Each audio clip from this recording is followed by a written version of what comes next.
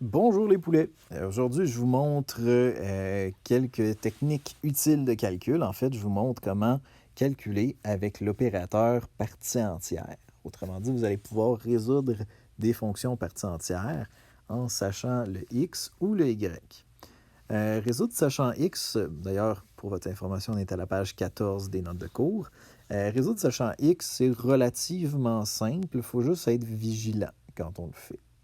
Résoudre sachant Y, par contre, ça demande quand même beaucoup de travail. Donc, on va évidemment regarder ça. On va probablement mettre l'accent là-dessus un petit peu. Donc, si je prends ceci, donc on a notre fonction partie entière qui serait celle-ci.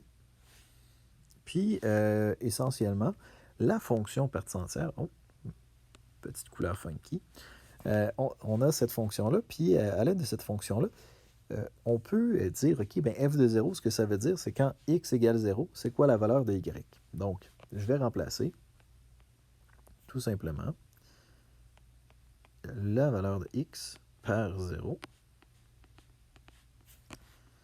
Puis, on va calculer le reste à partir de ça. Fait qu'en gros, si j'ai ça, là, je dis, OK, ben, dans le fond, si je regarde mes priorités d'opération, normalement, on devrait commencer par les parenthèses. Les parenthèses, les plus à l'intérieur, donc c'est ici. Et là, sachez que vous n'êtes pas obligé de faire exactement toutes les étapes, là, sinon ça devient un petit peu lourd. Mais je vous montre vraiment la chose la plus étoffée, si on veut, la démarche la plus longue possible pour que vous ayez conscience de tout ce qui se passe. Donc, on commence par faire la parenthèse. Après ça, là, on peut se poser la question, mais elle serait où la priorité? Considérez les crochets comme ayant la même priorité d'opération que les parenthèses. N'importe quelle fonction, si ça avait été par exemple une fonction racine carrée, ben, ça aurait eu quand même les priorités d'une parenthèse. Si ça avait été une fonction valeur absolue, même chose. Si ça avait été un exposant 2, ben, il aurait fallu faire l'intérieur de la parenthèse avant de faire l'exposant 2. Donc, c'est toujours la même chose. L'opérateur de fonction en tant que tel a une priorité qui est équivalente à une parenthèse. Donc, une demi fois 1, ça fait une demi. Je vais l'écrire comme étant 0,5 parce qu'on est dans la section partie entière. Parce qu'on va se rappeler maintenant que ici, ça ne fait pas juste donner 0,5, ça fait partie entière de 0,5. Il ne faut pas oublier de faire l'opération partie entière. On va essayer de se rappeler, il y a 2 cours, j'avais décrit ce que c'était que l'opération partie entière, et ça fait tout simplement vouloir dire arrondir à l'unité inférieure. Donc l'unité qui est en bas de 0,5, c'est 0. Donc ça va devenir 0, comme ça ici. Donc c'est ici 0, le plus 2 que j'allais oublier d'écrire. Puis après ça, ben, moins 2 fois 0, ça donne 0. Le plus 2 qui se trimballe. Et là, ben, 0 plus 2, ça donne 2. Donc, je peux affirmer que f de 0, ça donne 2. Ce qui est effectivement la réponse. Donc là, j'ai vraiment très détaillé mes priorités d'opération. Évidemment, ce n'est pas nécessaire de le faire comme ça à tout bout de champ, mais ça peut être pratique dans les premiers exemples de bien détailler ce qu'on fait. Bon, fait que dans les faits, si je veux faire cet exemple-là avec moins 5,72, qu'est-ce que je peux faire? Ben, même principe, je remplace le x, mais cette fois-ci, à la place de remplacer par 0, je le remplace par moins 5,72. Comme c'est ici, plus 2. Ce que je vais faire ici, je vais, pour pas trop prendre de temps, je vais faire la chaîne d'opération au complet là, de 1/2 multiplié par la parenthèse. Donc, je fais l'intérieur de mon crochet pour que ça me donne une certaine valeur. Donc, ça me fait moins 4,72 divisé par 2, essentiellement. Donc, ça va faire moins 2,36, si je ne me trompe pas. Si je me trompe, Ça devrait pas être trop grave parce que ça risque de donner la même réponse à la fin, étant donné qu'on a l'arrondi vers le bas à faire. Donc, moins 4,72, on le divise par 2, ça fait moins 2,36. Et après ça, je dois faire l'opération partie entière qui, on se rappelle, nous dicte qu'on doit arrondir vers l'unité inférieure. L'unité inférieure ici, ce n'est pas moins 2, mais bel et bien moins 3. Ça fait partie du piège. Il faut faire attention. Et si on veut se le visualiser correctement, ce qu'on peut voir, c'est on peut se dire, OK, j'ai ça ici, c'est ma droite des nombres. J'aurai moins 3, moins 2, moins 1. Moins 2,36, ça correspond environ à cet emplacement-là. Et la partie entière, c'est toujours d'arrondir à l'unité qui s'en va être la plus petite, donc à gauche. Parce qu'à droite, c'est plus gros, à gauche, c'est plus petit. Donc, on arrondit à l'unité qui est à gauche. On peut faire la même chose ici, d'ailleurs. Si jamais on veut en avoir le cœur net, 0, 1, 2, comme ça ici. 0,5, on s'entend que c'est là. Et on a arrondi, encore une fois, à gauche, c'est-à-dire sur 0. Donc, moins 2 fois moins 3, ça fait 6, plus 2, ça fait 8. Donc, je fais la chaîne d'opération toute d'une shot pour essayer de sauver du temps. Et ça me donne f de moins 5,72 est égal à 8. Donc, ça, c'est pour mon deuxième exemple. Troisième exemple, ça va être le même principe. Donc, je vais avoir moins 2. Encore une fois, c'est f, donc on utilise la fonction qui avait été donnée dans l'exemple. Une demi x plus 1. Donc ici, ça va être 4,32 plus 1. Comme ça ici. Et ça va finir par être plus 2. Donc, ce que je fais, encore une fois, je peux faire l'entièreté de ce qu'il y a à l'intérieur de mes crochets en premier lieu. Donc, ça fait 5,32 qu'on divise en 2, ça fait 2,66, si je ne me trompe pas. Si je me trompe, c'est sûr que de toute façon, c'est entre 2 et 3, donc ça va s'arrondir à la même affaire. Mais je ne devrais pas me tromper dans ce calcul mental-là. Et là, je vais arrondir à l'unité inférieure. L'unité inférieure de 2,66, c'est 2. Donc, je vais avoir moins 2 fois 2 plus 2. Donc, moins 4 plus 2, ça fait moins 2. Fait que la valeur de f de 4,32 est bel et bien moins 2. Donc, si je mets là les opérations que j'ai fait les crochets pour que ça me donne 2, puis après ça, j'ai fait tout ça pour que ça me donne moins 2. Donc, ça, c'est résoudre sachant x. La clé, dans le fond, c'est qu'il ne faut pas... il faut tout simplement prendre son temps, puis pas penser que les crochets n'importent pas. Ces crochets-là sont hyper importants. C'est les crochets qui te disent d'arrondir à l'unité inférieure. Donc, il faut que tu arrondisses à l'unité, évidemment, inférieure. S'ensuit de la prochaine notion, c'est-à-dire résoudre sachant y. Résoudre sachant y, c'est beaucoup plus complexe si on veut que résoudre sachant x. On va commencer le premier exemple tout de suite en se disant, OK, si f de x égale à 0, on cherche la valeur de x. On remplace donc le y par 0. Puis, on retranscrit notre équation en cherchant la valeur de x. Comme dans toute bonne fonction pour laquelle on sait y, on va commencer les opérations inverses. Dans les opérations inverses, on doit suivre la priorité inverse de la priorité des opérations. D'habitude, on commence par parenthèse, exposant. Ensuite, on fait multiplication, division de gauche à droite. Puis ensuite, on ferait addition, soustraction de gauche à droite. Là, ici, il faut qu'on fasse...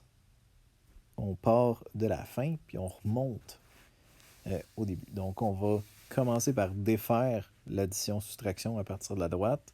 Après ça, on va défaire multiplication-division à partir de la droite. Après ça, on défait les exposants. Puis après ça, on défait les parenthèses. Donc, c'est l'ordre inverse des opérations parce que ce sont des opérations inverses. Quand tu y penses 3 secondes, ça a quand même du sens. Donc, on se ramasse avec ça ici. Et puis là, ben, le prochain terme dont il faut que je me débarrasse pour isoler mes crochets, c'est le moins 2. Donc, on divise par moins 2. On divise par moins 2. Et là, ça m'amène à 1 est égal à partie entière de 1/2 x plus 1, comme ça ici. Là, je vais faire un petit tour de passe-passe, là, juste parce que ça va être plus joli à la fin. Je vais tout simplement intervertir la gauche et la droite. Étant donné que c'est un signe d'égalité, il n'y a pas de problème à faire ça. Donc, ici, à la place de dire 1 est égal à la partie entière de patente, je vais dire la partie entière de patente est égale à 1. Donc, on aurait tendance à penser que l'opération inverse d'arrondir vers le bas serait arrondir vers le haut. Le problème, c'est que c'est pas du tout ça. Vous pourrez le remarquer à peu près, vous pouvez faire à peu près n'importe quel exemple que vous avez, puis à moins de tomber sur un nombre entier, là, de prendre un nombre entier comme nombre de départ d'arrondi, ce qui est foncièrement pas en lien avec le concept d'arrondir à l'unité inférieure ou supérieure, là. Donc, à moins de commencer sur un nombre entier, ben ça ne donnera pas la même affaire. L'un ne donnera pas l'opération inverse de l'autre.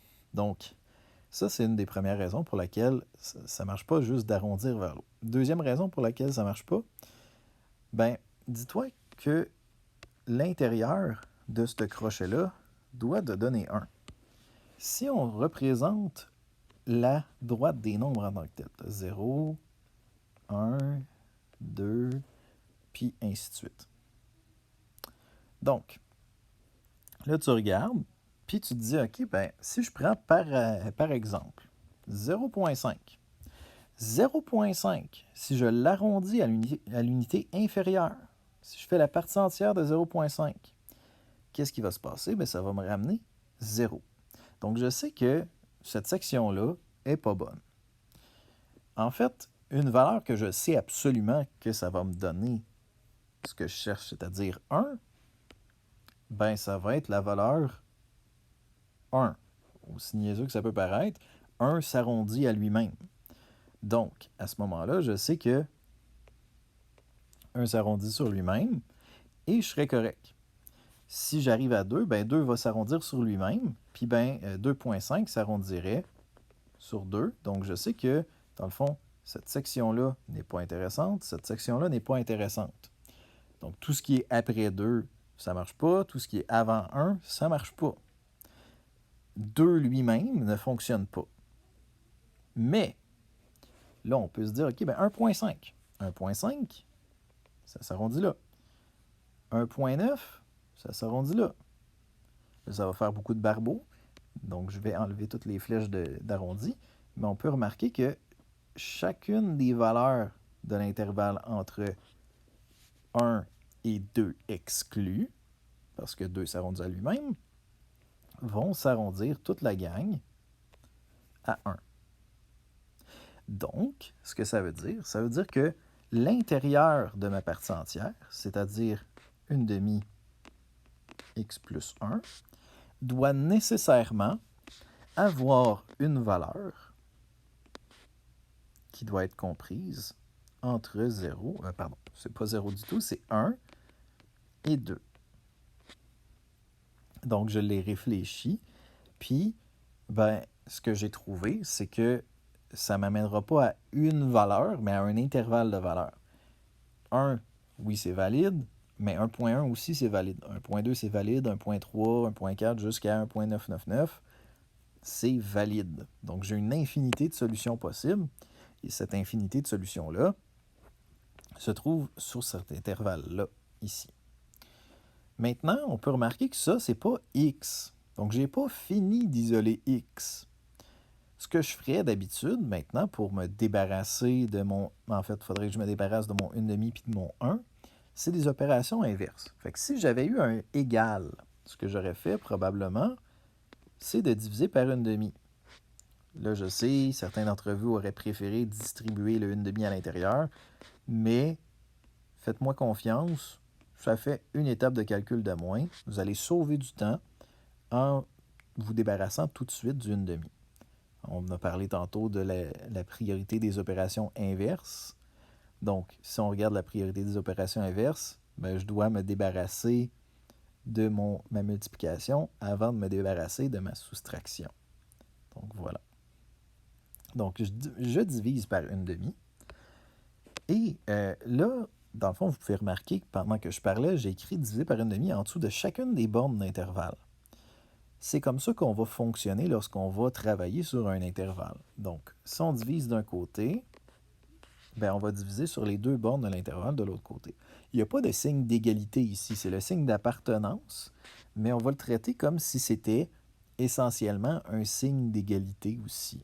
Donc, si je fais des opérations d'un bord de ce signe-là, il faut que je les fasse de l'autre bord, mais en plus, il faut que je le fasse sur chacune des bornes, puisque ce sont 2 bornes qui sont indépendantes l'une de l'autre. Donc, si je regarde ma première borne, ça fait 1 divisé par 1/2, ça donne 2. La deuxième borne, c'est 2 divisé par 1/2, ça donne 4. Puis ça, ben, ça me donne la valeur de x plus 1. Je me rapproche significativement de ma réponse. Pour avoir ma réponse, à la fin, je dois tout simplement soustraire 1. Donc, pour isoler mon x, il faut que j'enlève 1 du côté gauche. Fait que du côté droit, c'est-à-dire sur chacune des bornes, je vais enlever 1. Et à ce moment-là, ça va me donner x qui doit être entre 2 moins 1, ça fait 1. Puis 4 moins 1, ça fait 3. Et ça ici, ça me donne ma réponse finale. Donc, peu importe quelle valeur que je prends entre 1 inclus et 3 exclus, si je plug cette valeur-là là-dedans, donc si je plug 2.1 par exemple, je le calcule, ça va me donner toujours mon y égale à 0. Donc, c'est la façon de le faire. Je vais vous donner un truc maintenant au travers d'un deuxième exemple pour ne pas devoir vous faire toujours un dessin à côté. Donc, je vais le faire un petit peu plus rapidement, celui-là. Donc, je vous invite, si jamais vous en avez besoin, à peut-être ralentir la vidéo si vous avez envie de ça. La première chose, on dit que f de x est égal à moins 2 ici. Donc, je vais mettre égal à moins 2, puis tiens, pour éviter de changer de gauche-droite, là, je vais faire quelque chose que je fais pas très souvent. Je vais le changer tout de suite. Donc, d'ailleurs, la raison pour laquelle j'ai interchangé ici, juste pour être très explicite par rapport à ça, c'est tout simplement que le symbole d'appartenance aurait été dans le mauvais sens après ça. Puis techniquement, ça se fait là, de faire le symbole d'appartenance dans ce sens-là. Mais d'un, c'est laid, de deux, c'est confondant avec un 3. Puis en plus, ben, c'est plus. C'est moins beau à voir là, de façon générale. Fait que c'est pour ça que je vous ai interverti la fonction tantôt. Donc, la fonction, c'était moins 2 partie entière de 1/2 x plus 1, comme ça ici, en finissant avec un plus 2. Et là, ben, c'est encore une fois les opérations inverses qu'on doit faire. Donc, opération inverse, je fais moins 2 pour me débarrasser du paramètre k. J'obtiens moins 2 partie entière de 1/2 x plus 1. De l'autre côté, il m'arrive moins 2, donc moins 4. L'opération inverse, maintenant à faire, c'est la division.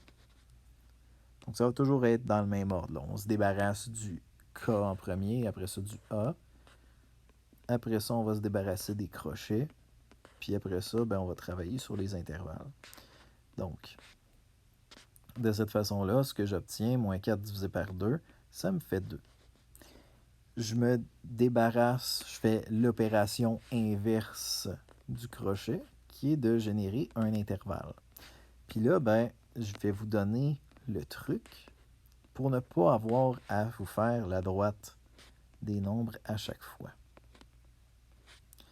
Donc, le truc, il est là. Je ne sais pas si vous avez vu ce que j'ai fait ou si vous essayez d'interpréter un peu ce que j'ai fait, mais c'est pas trop compliqué.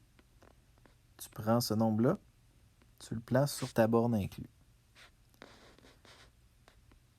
Ta borne exclue, c'est le nombre plus 1. Puis ça va toujours être inclus dans le fond qui est égal, puis exclu qui est plus 1. Puis ben, après ça, on y va avec les opérations inverses. Donc divise par une demi partout. Notez qu'on pourrait appeler diviser par une demi fois 2, puis on s'en tirerait autant, là. Ça fait la même chose. Donc ici, ça fait 4, là, ça fait 6. Après ça, on va faire moins 1, moins 1, moins 1. Puis ici, ben, on va avoir x éléments de l'intervalle de 3 jusqu'à 5, dans lequel 5 serait exclu. Donc ça serait la solution à la question qui était posée juste au-dessus. Cette fois-ci, sans utiliser la droite des nombres. Si vous voulez évidemment utiliser la droite des nombres, faites-le. Ça prouve que vous comprenez bien la situation.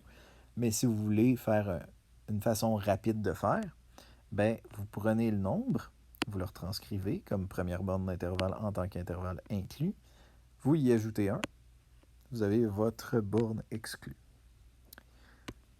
Il y a un gros attention, par contre, par rapport à ça. Et on va voir si vous allez vous en rendre compte. Donc, je vais tout simplement, je vais utiliser les merveilles de la technologie. On va dupliquer ça ici. Puis, ben, cette fois-ci, on se pose la même question, mais pour y égale 1. Fait qu'on va faire les mêmes opérations inverses, encore une fois. Donc, on commence par se débarrasser du 2. Ça me donne moins 1 est égal à moins 2 partie entière de 1 demi x plus 1. Comme ça ici. Et on va diviser par moins 2, encore une fois. Divise par moins 2. Divise par moins 2. Puis on va se ramasser avec 1 demi est égal à partie entière de 1 demi x plus 1. Et puis là, ben, je vais vous annoncer un petit quelque chose de perturbant. Ici, on ne peut pas le faire avec le truc que je viens tout juste de vous donner. Bon, maintenant, tu peux te demander pourquoi est-ce que j'ai donné un tel truc. Ben, j'ai donné un tel truc, mais avec un petit astérix à côté qui dit « valide seulement dans certaines situations ». Ces situations-là, vous allez le voir assez rapidement pourquoi. Dans le fond, ici, il n'y a aucune solution. Et là, tu peux réfléchir quelques instants à savoir pourquoi est-ce qu'il n'y a aucune solution. Qu'est-ce qu'il y a de caractéristique dans cet exemple-là qu'il n'y avait pas dans les deux autres exemples? Puis pendant que tu réfléchis à ça, je vais te faire la représentation avec la droite des nombres. Là, je vais dire, OK, 0, 1, 2 comme ça ici. Puis, ben, peut-être que tu as déjà trouvé la réponse. Peut-être que non. Je vais représenter le 1 demi ici. Puis, ben, je vais te demander qu'est-ce qui va s'arrondir à 1 demi. Et la réponse, c'est rien du tout. On ne peut pas arrondir à l'unité inférieure et que ça ne nous donne pas une unité. Donc, dans le fond, il n'y a aucune solution parce que, ben, peu importe ce que je fais, dans le fond, je peux juste arrondir soit à 0, soit à 1. Je ne pourrais jamais arrondir entre les deux. Je pourrais arrondir à moins 2, évidemment, à moins 1, comme ça ici. Je ne peux pas arrondir entre deux unités. Donc, aucune solution. Puis, en guise d'explication, car 1 demi n'est pas entier.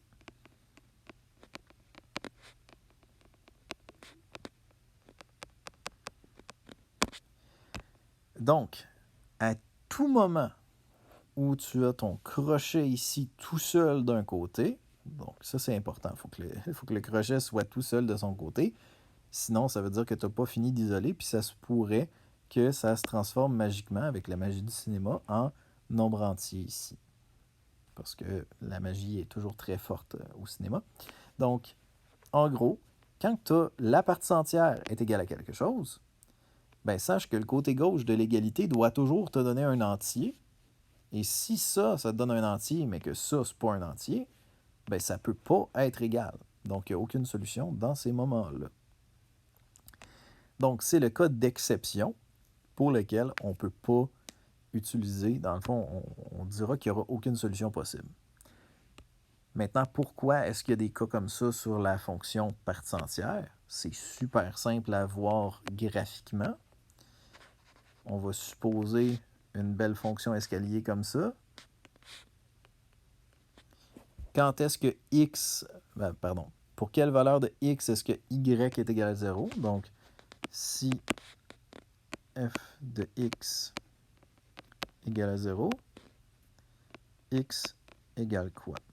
Donc, sur quel intervalle ou quelle valeur de x est-ce qu'on aurait y égale à 0? Bien ici, il n'y en a pas. Parce que, une marche, l'autre marche, on a manqué tout simplement notre axe des x. Donc, il n'y a pas de point sur l'axe des x. À ce moment-là, ça fait aucune solution. Et voilà, c'est la raison pour laquelle, à certains moments, on n'aura pas de solution. Si on n'arrangeait pas les choses avec le gars des vues, plus souvent qu'autrement, il n'y aurait aucune solution. Évidemment, on va arranger la majorité de nos problèmes pour qu'il y ait une solution. En fait, sachez que s'il y a un problème à contexte puis on s'attend à avoir une solution, nécessairement, il va y avoir une solution. C'est plus pour des réponses courtes, mettons, là, ou des choix de réponse qu'on pourrait considérer des cas où il n'y a pas de solution. Parce que sinon, mettons une CD1 où ce que tu as besoin de résoudre sa champ Y, puis que ça me donne aucune solution, tu es un peu mal en point là, pour les prochaines étapes de ton examen. Donc, c'est pour ça que d'habitude, on va avoir une solution là, dans un problème à contexte, parce que sinon, ça n'a comme pas de sens. Donc, je vous laisse avec ça. Évidemment, ça, c'est le genre d'affaires qu'il faut... le piège en tant que tel, attention, c'est le genre d'affaires que tu te fais poigner une fois, puis après ça repoigne plus pantoute. Et pour ce qui est de la technique en tant que telle, je sais qu'elle est laborieuse au niveau de la symbolique, puis je sais que c'est quand même un peu lourd, mais vous allez vous habituer, faites-vous-en pas. Puis sachez que cette méthode-là, je la trouve plus efficace que les autres méthodes. Mais si jamais vous voulez utiliser les méthodes qui sont sur Alloprof ou n'importe quelle autre méthode, il n'y a pas de problème en soi. C'est juste qu'il y a moins de calcul à celle-ci parce que vous n'avez pas besoin de calculer indépendamment les deux bornes. Je vous donne déjà, avec cette technique-là, dans le fond, une opération inverse te donne deux réponses, essentiellement. Donc, tu travailles 2 fois plus vite de cette façon-là. C'est pour ça que je vous le montre de cette façon-là. Donc, si la symbolique te mélange, tu peux utiliser une autre technique de quelqu'un d'autre, ça ne me dérange pas, mais il faut juste que la technique soit bonne, évidemment, puis qu'elle vous donne la bonne réponse. Mais ça va de soi. Donc, je vous laisse avec ça. Comme je dis, le plus vous allez en faire, le plus à l'aise vous allez être avec ce type de problème-là. Donc, je vous laisse avec ça.